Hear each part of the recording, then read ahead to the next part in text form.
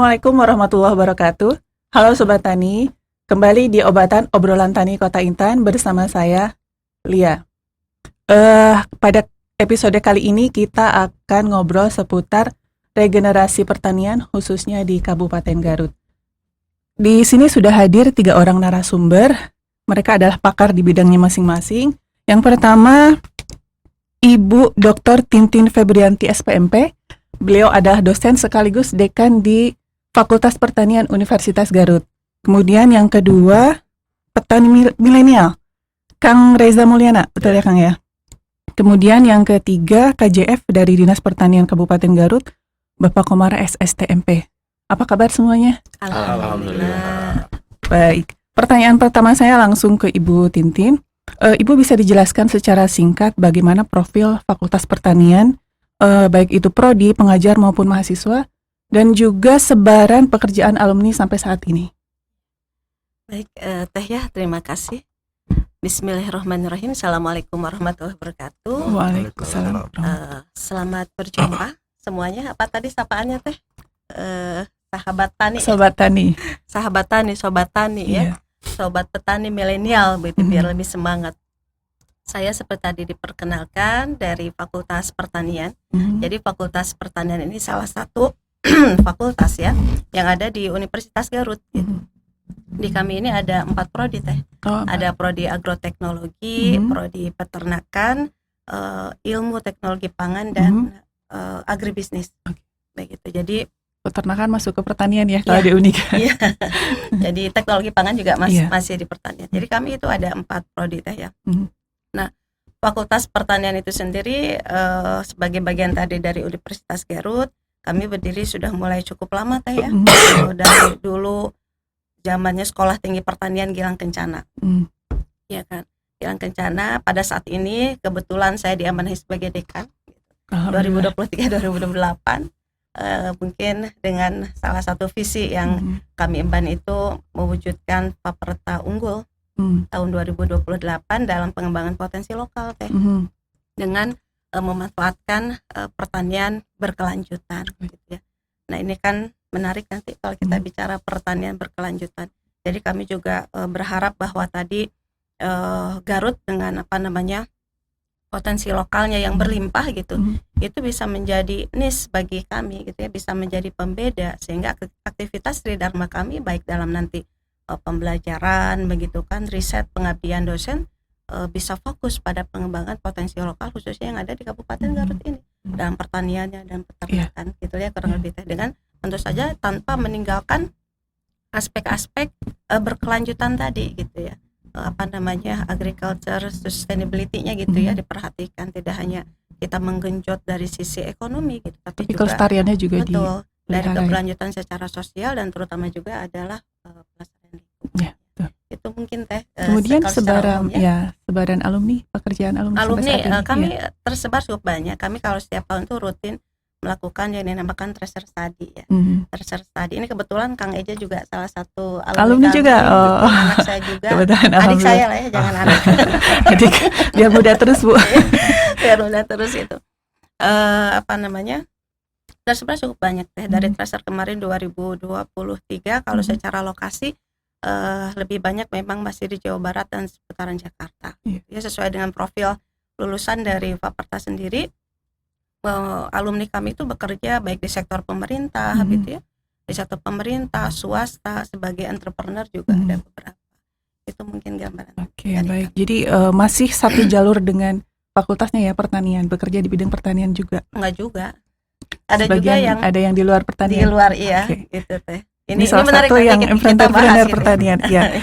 Lalu dari sisi Unika sendiri, Fakultas Pertanian, bagaimana untuk mempersiapkan mahasiswa menghadapi perubahan teknologi di industri pertanian khususnya yang on farm maupun off farm? Ini menarik ya Teh. Kalau kami di Faperta itu kan sesuai mungkin juga kan dengan tugas perguruan tinggi dalam pengembangan tridharma, tentu saja itu basisnya adalah pengembangan kurikulum yang relevan tentu saja. Pengembangan kurikulum yang relevan begitu ya. Terus juga di dalam pelaksanaan riset dosen dan pengabdian juga gitu.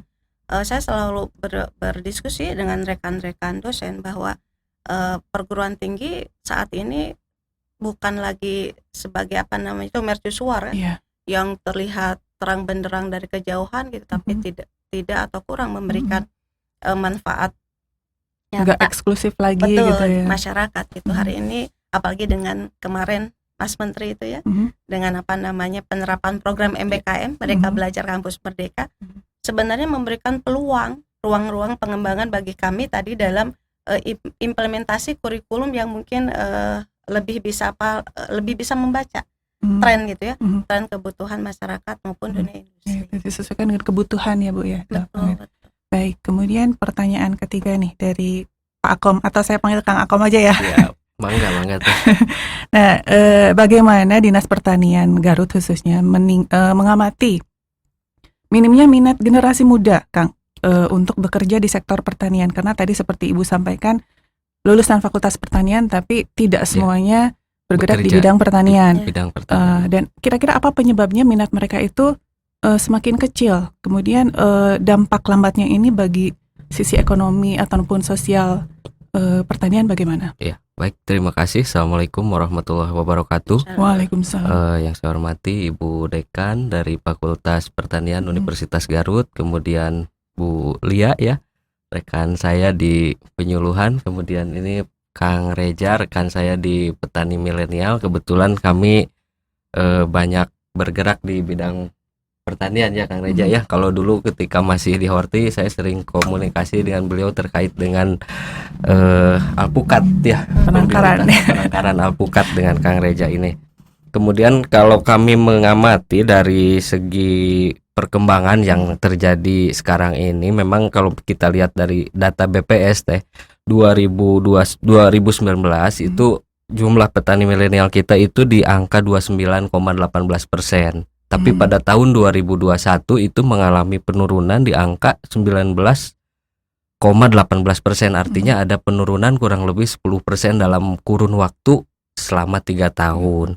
Itu pun didominasi masih oleh kelompok-kelompok petani yang memiliki rentan usia di atas 45 tahun. Kurang lebih itu petani kita kondisinya ada di angka 65% yang di atas 45 tahun. Kolotnial. Kalau kita kenal sekarang dengan petani kolotnial. Memang kondisinya berbeda pada saat ini dengan kondisi sebelumnya. Kalau regenerasi sebelumnya mungkin Kang Teh Lia dengan saya, kemudian Ibu, kami kan masih mengalami pada saat kecil pagi-pagi disuruh orang tua ke sawah, ngusir burung, disuruh ke benerin pematang sawah dan sebagainya. Tapi regenerasi sekarang kan tidak begitu. Pagi-pagi sudah scroll HP, kemudian TikTokan siangnya dan lain-lain. Itu pun tidak menjadi masalah sebetulnya, tapi memang ada paradigma baru mungkin di peralihan di saat ini, sehingga memang memunculkan cita-cita dan gaya hidup baru untuk para generasi muda saat ini. Bahkan sekarang tadi Ibu menyinggung sedikit tentang bahwa lulusan pendidikan dari pertanian saja belum tentu bekerjanya di bidang pertanian gitu. Apalagi sekarang dari ibu-ibu desa di petani-petani di desa menyekolahkan anaknya tinggi-tinggi ke supaya kota supaya tidak atau mungkin kita kenal Telia ya. Jang cenah tong siga emak tong siga abah cenah ujang mah kudu sakola ti luhur teh kudu jadi insinyur naon gitunya.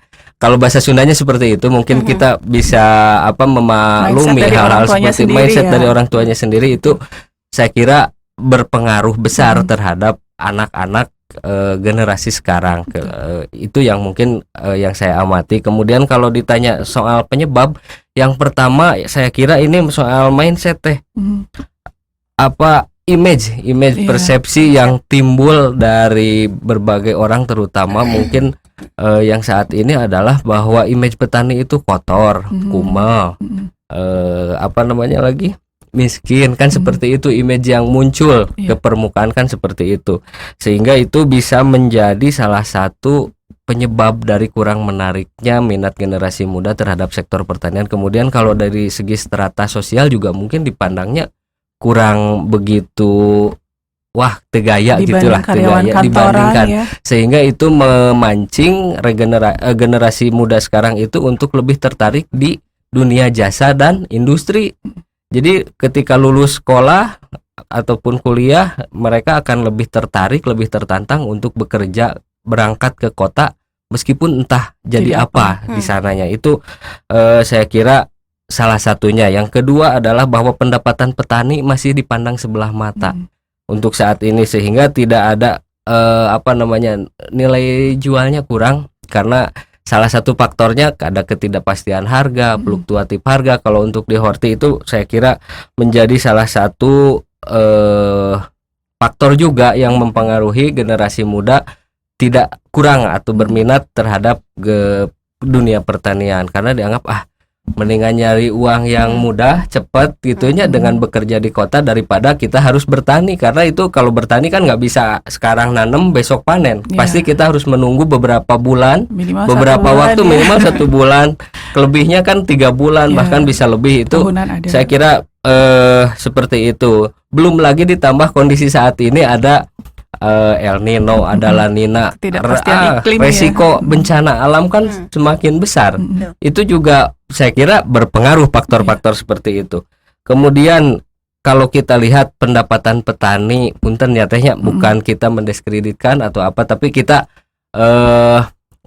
realnya ini menurut data BPS bahwa upah petani rata-rata di Indonesia itu di kisaran angka 2.250.000 per hektar per musim. Per musim itu berarti kalau dalam 1 tahun kita bisa 3 kali musim, berarti jumlahnya 14.850.000 per hektar per musim. Kalau kita bagi menjadi 12 bulan, itu jatuhnya di angka 1.237.000. Kurang lebih penghasilannya seperti itu. Itu yang 1 hektar. Nah, masalahnya kan kepemilikan lahan di kita. Kebanyakan itu lebih dari 70% kepemilikan lahannya kurang dari 0,5 hektar. Tinggal mungkin kita bisa kalkulasi sendirilah berapa penghasilan yang diperoleh oleh para petani kita itu yang di padi. Kalau di horti saya kira memang tantangannya agak lain dibandingkan dengan yang di tanaman pangan.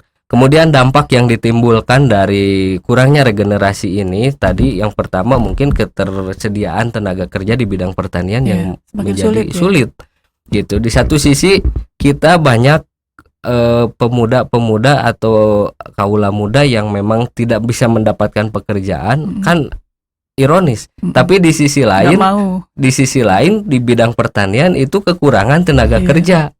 Kan ironis ya teh. Jadi itu salah satunya. Yang kedua, lahan-lahan pertanian mungkin nanti akan banyak yang tidak tergarap. Nah, sehingga menyebabkan alih fungsi lahan. Karena kalau sekarang ibunya punya 1 hektar, anaknya punya 4, berarti nanti yang digarapnya dibagi 4 lagi itu. Jadi kebagiannya 0,25 hektar 1 orang. Itu mending kalau digarap, kalau tidak jadi peluang untuk beralih fungsi dari pertanian ke perumahan ataupun ke sektor lain itu sangat terbuka akibat dari kurangnya minat regenerasi terhadap pertanian. Kemudian nanti yang dikhawatirkan adalah terkait dengan isu saat ini, ketahanan pangan. Kalau kondisi saat ini tidak dibiarkan, artinya kita tidak bergerak, itu dikhawatirkan akan terjadi ketidakseimbangan antara ketersediaan pangan dengan jumlah konsumsi masyarakat Indonesia. Harapannya tentu saja dengan regenerasi petani ini kita masih bisa mempertahankan ketahanan pangan sehingga produksi padi tetap bisa memenuhi kebutuhan masyarakat di Indonesia. Begitu teh. Baik. Kemudian apa upaya konkret nih dari Dinas Pertanian untuk menimbulkan minat generasi muda terhadap bidang pertanian, kaitannya dengan kerjasama berbagai lembaga termasuk lembaga pendidikan mungkin, dan juga untuk meningkatkan pemahaman generasi muda terhadap pentingnya sebetulnya sektor pertanian ini. Ya, baik teh. Ini yang pertama seperti tadi saya sampaikan permasalahannya Bu, karena di persepsi ya, image yang sudah terframing di masyarakat kita bahwa petani itu ya kurang diminati lah ya, kastanya kurang pun kadang secara ada istilah strata. Petani tinggal daki. Betul teh, itu kan mindset yang sudah terbentuk dari beberapa tahun ke belakang sampai ke kita juga kan masih mendapatkan mindset seperti itu. Yang pertama tentu saja yang harus kita rubah adalah mindset seperti itu. Bagaimana caranya? Tentu saja kalau sekarang adalah dengan pertanian yang presisi. Presisi menggabungkan antara kolaborasi mungkin ya teh ya. Alat mesin pertanian atau mekanisasi pertanian, kemudian ada penggunaan digitalisasi pertanian, kemudian kalau sekarang saya kira penggunaan IoT, Internet of Things juga sudah bisa dikembangkan di pertanian, sehingga itu harapannya bisa merubah mindset petani yang tadinya kotor, kemudian kumal menjadi sesuatu yang bisa diminati gitu ya. Karena dunianya memang dunia sekarang dunia digital, jadi teman-teman teman-teman petani muda itu akan lebih tertarik apabila ada berbau-bau digital atau berbau-bau mekanik modern ya. Salah satu penyebab tadi mungkin saya belum menyampaikan bahwa kenapa regenerasi muda juga kurang, karena di dunia pertanian penggunaan alat mesin pertanian atau mekanisasi pertanian cenderung lebih lambat penerapannya dibanding dengan jasa dan industri gitu. Iya, sehingga cenah mending daripada macul deui gitu nyatanya. Kalau sekarang kan bisa kita menggunakan traktor roda 4, kita bisa menggunakan berbasis Android, aplikasi berbasis Android yang bisa kita gunakan untuk pemupukan, untuk penyiraman, untuk pengendalian hama penyakit, bisa menggunakan drone. Saya kira itu salah satu upaya yang untuk menambah minat gairah daripada masyarakat untuk menjadi petani muda gitu. Kemudian yang selanjutnya mungkin yang sudah kami lakukan adalah terkait dengan kegiatan di petani milenial itu, kita kebanyakan ada fasilitasi pelatihan, pemagangan, kemudian ada juga ini akses permodalan, bagaimana caranya kita mengakses permodalan ke perbankan ataupun ke stakeholder terkait. Kemudian juga ada akses pasar, bagaimana cara menjaring kemitraan. Itu kita kerjasamakan dan sudah sampai tahun 2023 itu di angka sekitar 1.300 petani milenial Kabupaten Garut yang sudah kita lakukan pemagangan atau pelatihan-pelatihan seperti itu. Memang mindset untuk di awal program petani milenial itu tidak langsung diberikan fasilitasi sarana dan prasarana. Karena apa? Karena yang kami lihat adalah bagaimana caranya memframing supaya SDM-nya sama dulu, frekuensinya sama dulu, bahwa ketika dia menjadi petani dia sudah memiliki ilmu, sarana prasarana bisa menyesuaikan. Tapi ketika kita support di awal dengan sarana prasarana tanpa SDM yang komplit, yang siap, itu saya kira akan kurang maksimal nanti fasilitasi yang kita berikan. Sehingga kami dengan rekan-rekan di Provinsi Jawa Barat selaku pengampu utama kegiatan petani milenial menyamakan persepsi dulu, ini harus push dulu di segi SDM-nya, sehingga harapannya nanti ketika mereka sudah di-push secara SDM bisa menyesuaikan dan bisa mengaplikasikan ilmu-ilmu yang sudah diperolehnya. Dan memang ilmunya di samping teknis budidaya juga banyak tentang kewirausahaan, bagaimana cara membuat proposal bisnis, bagaimana cara menjalin kemitraan, dan yang terpenting itu sekarang aja ada link ya. Jadi mereka terbentuk dalam satu link, satu komunitas yang sama di petani milenial itu, sehingga harapannya nanti akan terbentuk ekosistem pertanian yang utuh. Karena bukan di petani milenial itu bukan hanya petani on farm, mereka ada yang bergerak di pengolahan, ada yang bergerak memang di pemasaran, ada juga yang memang bergerak di on farm, sehingga harapannya nanti ketika misalnya saling support salah satu petani milenial, contohnya Aeja punya bibit alpukat, nanti bisa saya butuh bibit alpukat, itu bisa akan cepat terjadi komunikasi di antara mereka. Kemudian dari segi pengenalan usia pengenalan pertanian ke usia dini itu sudah kita lakukan. Salah satunya mungkin di beberapa BPP juga sudah dilakukan pengenalan ke beberapa sekolah, baik di level TK, SD maupun SMP. Kemudian ada kegiatan-kegiatan event yang kita lakukan seperti Hari Krida Pertanian. Kita pasti mengikut sertakan rekan-rekan anak-anak kita dari level TK, SD, SMP. Itu minimalnya kalau level TK ya mewarnai fashion show yang berbau-bau pertanian. Kemudian untuk level SMP, SMA kita levelnya di cerdas cermat. Itu salah satu langkah-langkah konkret yang sudah kami lakukan di Dinas Pertanian dalam rangka menarik minat generasi muda terhadap sektor pertanian. Segitu teh. Baik. Kembali lagi saya ke Bu Tintin. Bagaimana Bu mengintegrasikan pendekatan praktis dan teoritis dalam kurikulum supaya mahasiswa ini dapat mengaplikasikan teknologi pertanian terbaru di lapangan? Menarik pertanyaannya Teh Lia ya. Tadi dijelaskan gitu ya sama Pak Kumara bahwa hari ini memang mindset ya, mindset dari generasi muda gitu. Termasuk juga saya pikir mahasiswa-mahasiswa kami gitu ya di fakultas itu a priori gitu ya terhadap pertanian itu sendiri gitu. Nah ini semua challenge untuk kami di kampus gitu. Tidak semua mahasiswa pertanian yang masuk ke fakultas pertanian dari hasil asesmen kami di awal itu memang bukan minat karena pure gitu ya, setulus hati ingin istilahnya mengabdikan diri untuk mengembangkan pertanian begitu. Banyak juga yang motifnya lain, misal gitu ya Pak Komara ingin menjadi ASN gitu ya di Dinas Pertanian ya gitu ya, nggak salah gitu karena betul. Itu juga salah satu tadi profil yang memang kami tuju ke sana, atau ingin kerja kantoran ya gitu, atau ingin jadi pegawai bank, termasuk saya dulu masuk ke Fakultas Pertanian itu ingin jadi pegawai bank Bu. Tapi takdir memperjalankan begitu ya, lebih baik insya Allah sekarang. Iya gitu, insya Allah gitu ya. Dan banyak juga ada alumni kami yang memang tadi kemudian tidak berkecimpung dalam bidang pertanian sendiri. Jadi banyak hal yang coba kita lakukan, dan tadi seperti yang saya katakan di awal bahwa di era ini dengan kepemimpinan Pak Menteri Mas Nadiem ya memungkinkan kampus sebenarnya untuk bergerak lebih dinamis, menjawab tadi berbagai challenge gitu ya, terutama mengintegrasikan bagaimana aspek-aspek normatif teoritis gitu dengan aspek-aspek praktis gitu.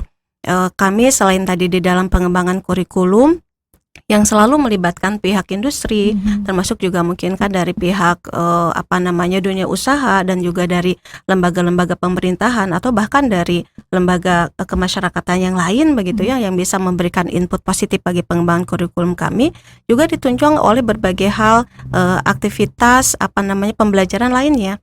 Misal ada kegiatan magang.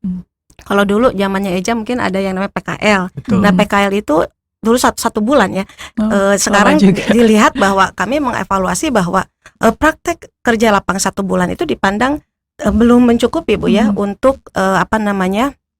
memenuhi kompetensi yang diinginkan, terutama dalam bidang pertanian itu sendiri. Sehingga dalam era kampus merdeka itu kami sekarang menyusun program-program magang begitu ya, baik yang difasilitasi oleh Kemdikbud maupun yang kita gagas secara mandiri di fakultas, minimal tuh 4 bulan ya gitu ya. Sekarang? Iya minimal 4 bulan. Kami bersama-sama di kampus gitu menggas. Ini juga bukan hal yang mudah ya. Betul. Bukan hal yang mudah gitu. Tentu saja juga dihadapkan pada berbagai hal gitu. Tapi kan hal yang tidak mudah itu bukan dalam artian mustahil dilakukan gitu. Karena tadi tujuan kami adalah bagaimana gitu ya, lulusan-lulusan kami itu bisa memberikan kontribusi yang besar dalam pengembangan pertanian ya. Selain kurikulum, terus juga mungkin tadi aktivitas magang, kami juga selalu terus mencoba mengupayakan peningkatan kapasitas laboratorium yang kami miliki gitu ya. Dan memang tidak dipungkiri bahwa terkait dengan tadi sarana prasarana pembelajaran apa segala macam, apalagi sekarang dengan tantangan teknologi gitu ya, yang sangat dinamis, kami juga di kampus sangat kesulitan Teh. Jadi kayak ini kalau saya melihat tuh kayak circle yang saya sendiri ini masih terus mempelajari. Kami ini memutusnya dari mana? Minat generasi milenial terhadap pertanian ini kurang nih. Kami ini kan perguruan tinggi swasta ya. Jumlah mahasiswa kami juga kurang. Dulu Kang Eja tapi bager, ini bukan mahasiswa yang suka protes gitu ya. Ada misalnya mahasiswa kami yang protes gitu ya. Dengan SPP tertentu, tapi kok misalnya tadi fasilitas laboratorium segala macam terbatas, belum canggih gitu ya, belum canggih, atau katakanlah kalau dibilang canggih juga setidaknya belum mampu menjawab tadi kebutuhan memang teknologi yang berkembang dinamis saat ini. Nah, dalam hal ini maka kami kembangkan pola-pola kerjasama, kerjasama gitu ya, kemitraan, kolaborasi gitu. Nanti harapannya mungkin ya, saya bilangnya akang aja lah, jangan bapak ya gitu ya. Kalau bapak masih muda, Pak. Bapak gitu saya aja asa kasaingan. Apa namanya? Tadi kan ada program-program untuk petani milenial. Alhamdulillah, mudah-mudahan ke depan bisa kita kolaborasikan. Betul. Mungkin tadi apakah dalam aktivitas magang atau mungkin dalam juga aktivitas praktikum begitu. Dan tidak lupa juga kami mengundang sebenarnya praktisi-praktisi yang ada di dunia industri teh ya, atau juga mungkin lembaga pemerintahan untuk mau sharing dengan kami di kampus. Pak Nadiem itu punya program yang namanya praktisi mengajar gitu ya. Praktisi mengajar ini harapannya mungkin nanti Kang Eja di tengah kesibukannya bisa sharing dengan kita gitu ya. Jadi dosen atau Bapak tamu ya, juga, Bu? Iya dosen tamu, betul dosen tamu gitu. Kenapa? Karena untuk menutup tadi menutup celah mungkin, menutup celah atau adanya gap ya antara teoritis kami di kampus dengan apa yang terjadi di lapangan gitu. Tentu saja kan sedinamis-dinamisnya seorang dosen gitu kan pasti tidak akan lebih dinamis dengan pengalaman para praktisi dalam mengelola usaha dalam bidang pertanian itu. Jadi ke depan itu pola-pola tadi ya kan, pengembangan kurikulum, terus juga membuat atmosfer pembelajaran di kampus itu lebih dinamis dalam era MBKM ini. Tidak dengan hanya klasikal gitu ya, ya. Jadi dosen teh untuk ukur nerangkeun gitu ya, menjelaskan gitu, nundutan gitu ya. Kami sekarang juga ya samalah dosen juga pembelajar tuh ya. Kami juga sekarang mengembangkan metode-metode pembelajaran case method, PJBL, project based learning gitu. Dan ini memang tadi butuh sekali teh ya, butuh sekali kolaborasi dengan elemen masyarakat yang lain. Di pemerintah saya nanti mungkin harus lebih silaturahmi juga ke sini ya. Sama-sama ke Eja juga. Eja mah ibu janji mau ke Eja belum gitu ya, aja maafkan gitu ya ibu ini gitu ya. Tapi itu tadi betul sekali tadi penjelasan di awal. Hari ini kalau saya pribadi sering berpikir pertanian ke depan tuh koopadis mau seperti apa ya kan? Mau seperti apa pertanian ini? Hari ini terlanjur ada mindset betul. Kang, ada mindset bahwa pertanian itu nilai tambahnya rendah gitu secara kajian. Tadi juga sudah ada, apalagi kalau dari pangan gitu ya. Kalau kita bicara hortikultura, karena pertanian itu juga luas. Kalau kita bisa pertanian, apalagi kita bicara agribisnis itu luas. Artinya sebenarnya mindset itu kan realita atau mitos gitu ya. Kan kalau kami dari berbagai riset itu sebenarnya hanya mitos belaka gitu ya kan. Hanya mitos belaka. Secara realistis saja sekarang kalau kita bicara misalkan apakah betul pertanian, nilai tambah di pertanian itu ada rendah, atau misalkan pendapatan di pertanian itu ada rendah, toh gitu kan masih ada kok profil-profil petani milenial. Contohnya yang di samping saya Kang Eja yang bisa hidup makmur ya, insya Allah ya, insya Allah amin. Yang bisa hidup makmur gitu ya. Dan juga banyak duta-duta petani milenial lainnya gitu ya, di Jawa Barat kah, Jawa Tengah, Jawa Timur banyak sekali. Kang Rijal juga Bu ya. Nah betul, Eptilu, Kang Rijal gitu. Ya walaupun kalau duta-duta milenial itu suka kasihan ya, bukan banyak jadi kebun. Jadi banyak undangan ya. Banyak undangan, bahkan harus keluar negeri itu segala macam. Tapi ya tidak apa-apa untuk memotivasi tadi generasi muda untuk mau gitu pada pertanian. Saya selalu bilang ke mahasiswa di kelas gitu ya, ke dosen juga, ke mahasiswa itu harus ada selain pendekatan kita teoritis gitu, harus ada pendekatan psikologi gitu.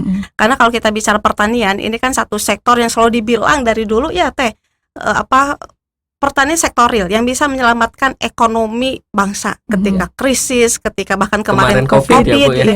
Tapi ketika semua normal kembali gitu, terlupakan lagi. Ya itulah. Terlupakan gitu ya. Terlupakan gitu, termarginalkan kalau bahasa saya gitu. Ya silakan sajalah, mungkin kalau butuh data real cek berapa punten APBN kita misalkan ya, atau bahkan mungkin punten APBD kita gitu, yang harus istilahnya menghidupkan berbagai program kegiatan pertanian yang tadi hari ini ya kan, masyarakat kita Indonesia itu masih banyak gitu kan yang bergantung pada sektor pertanian ini gitu ya. Kalau tadi walaupun minatnya turun ya, milenial dari angka 30 sampai pada 20 gitu. Tapi kan 20 ini harus tetap harus diperhatikan gitu. Ya kalau kita bicara petani secara umum, apalagi tadi ada tren juga rata-rata usia 47 tahun ke atas gitu. 47 tahun ke atas. 20-30 tahun ke depan kan mau seperti apa ya? Bahkan BPS mengklaim bahwa 2063 itu profesi petani hilang, Bu. Ya, betul. 2006. Ya, 2063, Bu.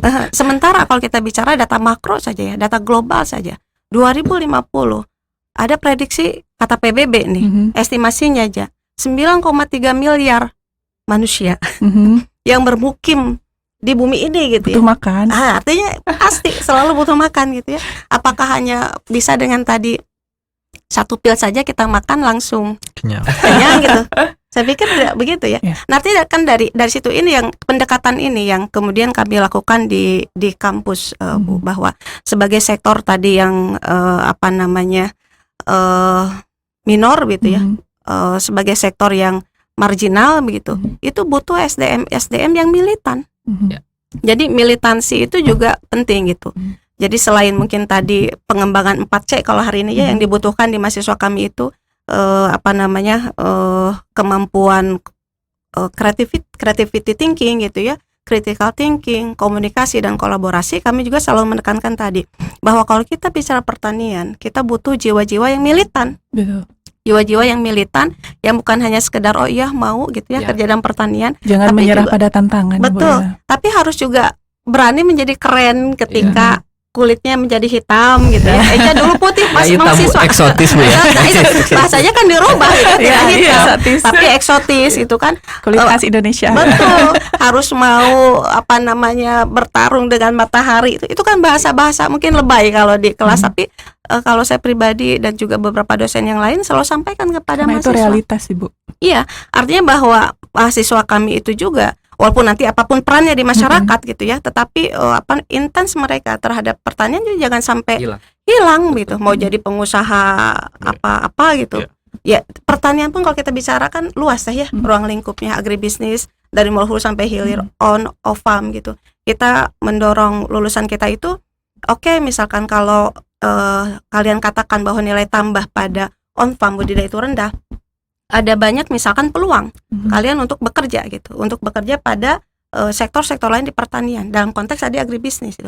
Walaupun tetap budidaya jangan sampai hilang karena itu kan inti pertanian. Itu pemasoknya, Bu, ya. Mindset itu yang mungkin kemudian kotor itu keren gitu. Ya. Kalau kata milenial sekarang, karakteristik milenial kan menarik ya, Teh ya. Mereka yang lebih senang di depan gawai gitu, depan handphone gitu. Mereka yang lebih senang serba cepat gitu. Dan ini juga kemudian menjadi bahan bagi kami bagaimana tadi kemajuan teknologi juga bisa kita adopt gitu. Pertanian yang mungkin lebih asik bahasanya, pertanian yang asik. Ya mungkin ketika Kang Reja ada di kafe dengan anak istrinya begitu, masih tetap bisa ngontrol lahan bibitnya gitu, masih bisa nyiram. Ada banyak ada banyak aplikasi yang sekarang dikembangkan. Jadi memang pihak kampus sendiri tidak bisa menutup mata lagi terhadap perkembangan perkembangan teknologi tadi yang sangat masif begitu. Dan itu kami lakukan tentu saja dengan terus berkomunikasi dengan banyak pihak. Kampus juga terus belajar juga tadi berbagai perubahan yang terjadi di masyarakat, dan itu yang menjadi dasar semangat kami melakukan kolaborasi dengan pihak-pihak luar gitu. Jadi kampus harus lebih bersifat inklusif gitu ya, sehingga mahasiswa pun bahkan dosen pun memperoleh kesempatan belajar yang lebih luas gitu. Itu semangat MBKM yang coba kami terapkan. Tentu saja tadi banyak tantangannya, tapi ya kita seninya justru di situ. Betul. Tantangan. Itu mungkin ya. Baik, akan dan ibu-ibu obrolan kita hari ini tampaknya sangat menarik ya, sangat panjang, mungkin tidak akan cukup waktu. Sobat Tani, untuk kali ini saya cukupkan sampai di sini dulu. Kita sambung nanti di episode kedua. Saya Lia pamit dulu. Assalamualaikum warahmatullahi wabarakatuh. Di bisnis saya sebetulnya hanya memanfaatkan mayoritas atau pemahaman warga Garut taunya hanya jeruk Garut. Padahal ada aset sebetulnya itu lagi. Karena saya seorang pemain bisa ini harus murah kayak gini. Ini harus mahal kayak gini.